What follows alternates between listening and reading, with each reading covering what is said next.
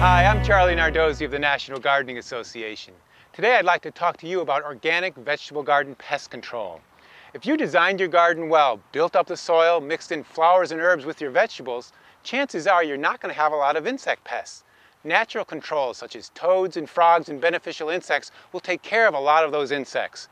However, even in a healthy garden, things can go wrong. Insects can ruin a crop quickly, so you have to be on the lookout for them.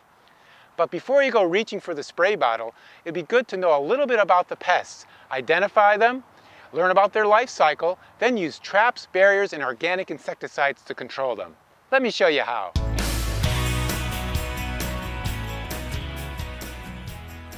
First, you want to identify if it's a pest that's causing the problem. Animals, disease, and weather can cause similar kinds of damage. Check on the undersides of the leaves for the pests and see if you can find them there. Once you find out who's causing the damage in your garden, you can do a little research about your bug. Find out what kind of plants they like to eat and also about their life cycle. Once you understand their egg, larval, and adult stages, you'll better know when to control them.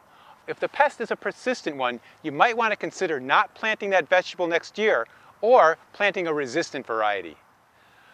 One of the most effective ways to control pests in a small garden is to handpick and crush the eggs or the adults.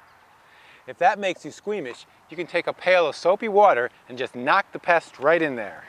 It's best to pick the beetles in the morning while they're still sluggish.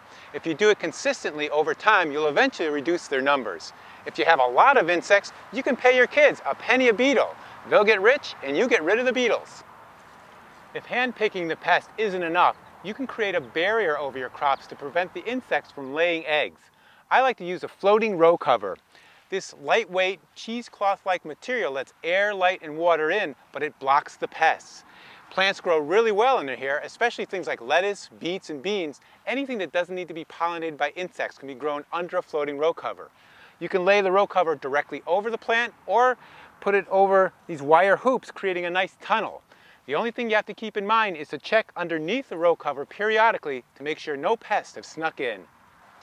If barriers aren't practical, there are a number of other organic pest controls on the market that are safe for the environment and targeted towards specific pests.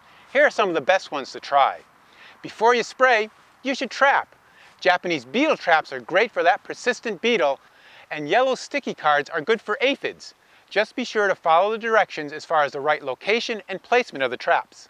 Insecticidal soaps are a great insecticide to use for soft-bodied insects such as whiteflies, aphids, and mealybugs, but you might have to reapply it a number of times to be effective. Bt, or Bacillus thuringiensis, is a bacteria that controls a specific number of pests. You want to get the right form of Bt for the pest you have. It controls cabbage worms, Colorado potato beetles, and squash vine borers. You want to spray it in the evening and also when rain is not in the forecast.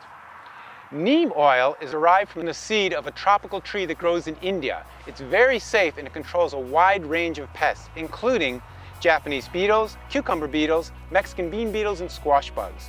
Neem oil won't necessarily kill the pest, but it'll deter their mating and feeding.